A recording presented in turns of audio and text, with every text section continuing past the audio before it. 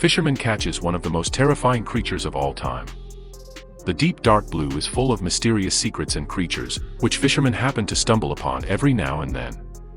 We've only explored 20% of our oceans, leaving nearly 80% of it unmapped and undiscovered. Every year never-before-seen creatures make their way to the surface, shocking all who get to witness them. Captain Carl Moore. Captain Carl Moore spends his days shrimp fishing, enjoying the routine. It was spring in Key West, Florida, and Moore was ready for what the day was about to bring him, or so he thought.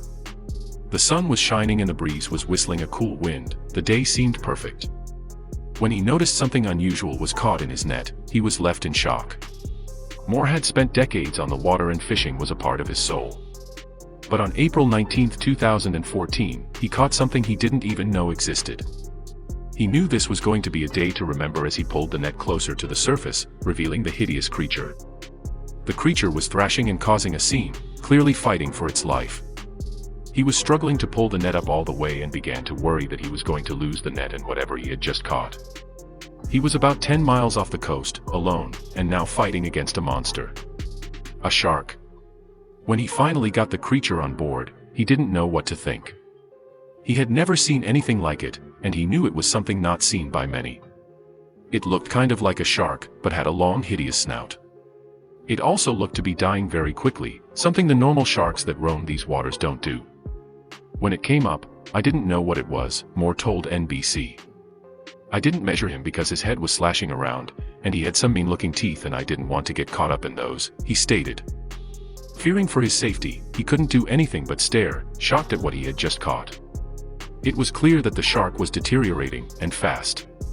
But that didn't mean it didn't have some fight left in it. It looked as if its skin started to sag around the body instead of staying firm like most animals at the depths do.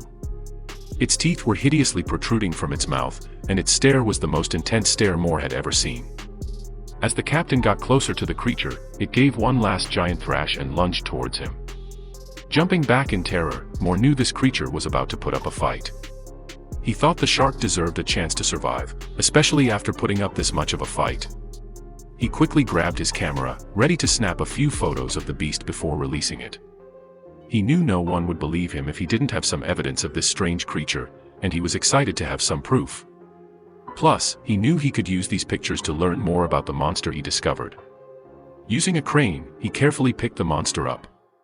He then dropped it into the ocean, hoping to watch it swim away. He earned it, after all. He lingered in the area for a while, watching his one-of-a-kind creature swim back into the depths where it came from.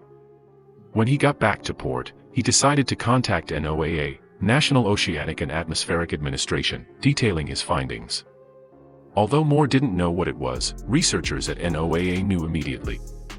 There was only one creature that had all these attributes. John Carlson. John Carlson, a researcher at NOAA, told NBC, "We don't know very much about these animals. This is a very rare finding." Although they don't know the details of this creature, they do know its classification and a few interesting facts about it. It turns out, the creature that Captain Moore caught was in fact, a goblin shark. The goblin shark isn't often photographed because of its elusive nature. It also lives at depths as deep as 4,300 feet, making it one rarely witnessed creature.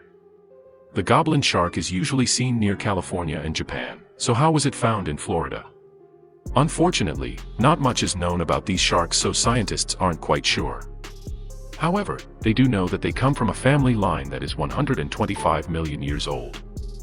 These sharks range from 10 to 13 feet in length and can weigh up to 465 pounds. Its sluggish body, small fins, and protruding jaw lead scientists to believe that it moves rather slowly through the water, preserving energy. Only 50 sharks have ever been observed, with the first in 1898.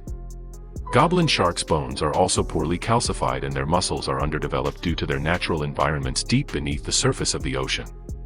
When they're brought up to the surface or shallow waters, they don't do well due to the difference in pressure.